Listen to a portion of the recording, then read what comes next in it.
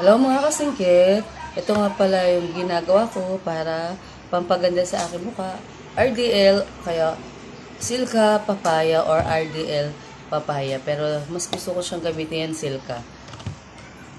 Ganito lang ginagawa ko para hindi eskino lang, may halo yung ginagamit. Para hindi lang puro eskino, kailangan may halo din siya. Nakakaganda to sa balat. Dati ko na itong ginagawa.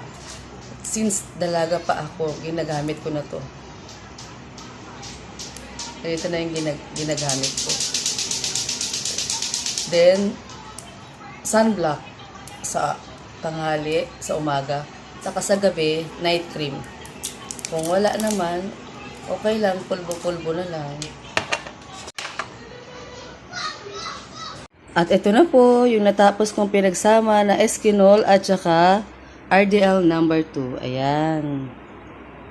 Diba? May secret, pampaganda.